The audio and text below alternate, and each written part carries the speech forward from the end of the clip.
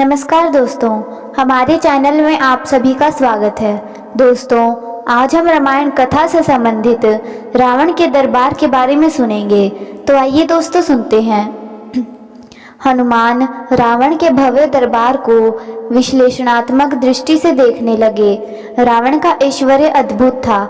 वे सोचने लगे, अद्भुत रूप तथा आश्चर्यजनक तेज का स्वामी, राजोचित लक्षणों से युक्त में यदि प्रबल अधर्म न होता तो यह राक्षस राज इंद्र सहित संपूर्ण देवलोक का संरक्षक हो सकता था। इसके लोक निंदिक क्रूरतापूर्ण निष्ठुर कर्मों के कारण देवताओं तथा दानवों सहित संपूर्ण लोक इससे भयभीत रहते हैं। समस्त लोगों को रुलाने वाला महाबाहु रावण भूरी आंखों वाले हनुमान को समक्ष इस प्रकार निर्भय खड़ा देखकर रोष से भर गया और क्रुद्ध होकर अपने महामंत्री प्रहस्त से बोला, ऐ मात्य, इस दुरात्मा से पूछो कि यह कहाँ से आया है, इसे किसने भेजा है, सीता से यह क्यों वार्तालाप कर रहा है, अशोक वाटिका को इसने क्यों नष्ट किया, इसने किस उद्देश्य से राक्षसों को मारा, मेरी इस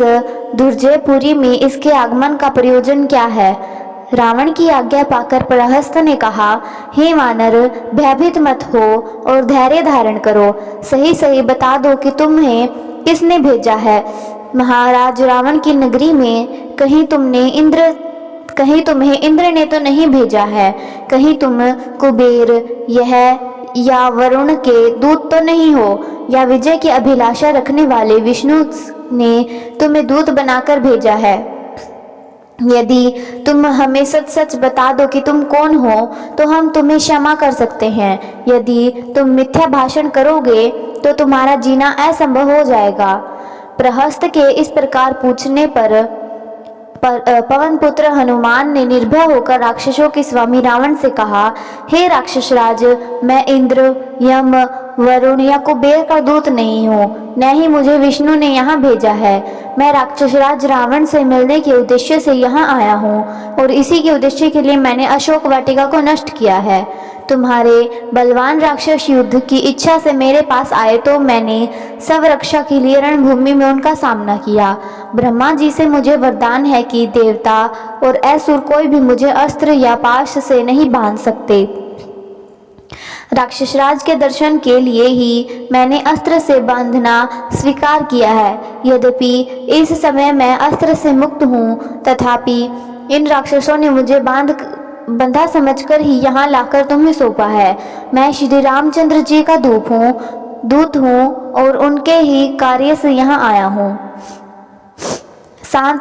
शांत भाव से हनुमान ने आगे कहा, मैं किष्किंधा के परम पराक्रमी नरेश सुग्रीव का दूत हूँ, उन्हीं की आज्ञा से तुम्हारे पास आया हूँ। हमारे महाराज ने तुम्हारा कुशल समाचार पूछा है और कहा है कि तुम्हें नीतिवन, धर्म, चारों वेदों के ज्ञाता, महापंडित, तपस्वी और महान ऐश्वर्यवान होते हुए भी एक पर स्त्री को हठात अपने यहाँ रोक रखा है। यह तुम्हारे लिए उचित बात नहीं है। तुमने यह दुष्कर्म करके अपनी मृत्यु का आह्वान किया है। उन्होंने यह भी कहा है कि लक्ष्मण के कराल बाणों के सम्मुख बड़े से बड़ा पराक्रमी भी नहीं ठहर सकता। फिर तुम उससे अपने प्राणों की रक्षा कैसे कर सकोगे। इसलिए तुम्हारे लिए उचित होगा कि तुम सीता को रामचंद्र को लौटा दो और उनसे क्षमा मांगो। यदि तुम ऐसा नहीं करोगे तो तुम्हारा अंत भी वही होगा जो खरदूषण तथा बाली का हुआ है। हनुमान के ये नीतियुक्त वचन सुनकर रावण का सर्वांग क्रोध से जल उठा। उसने अपने सेवकों को आज्ञा दी, इस वानर का वध कर डालो। रावण की आज्ञा सुनकर वहां उपस्थित विभीषण ने कहा, राक्षसराज, आप धर्म के ज्ञाता और राजधर्म के विशेषज्ञ हैं। दूत के वध से आपको पांडित्य पर कलंक लग जाएगा। अतः उचित अनुचित का विचार करके दूत के योग्य किसी अन्य दंड का विधान कीजिए।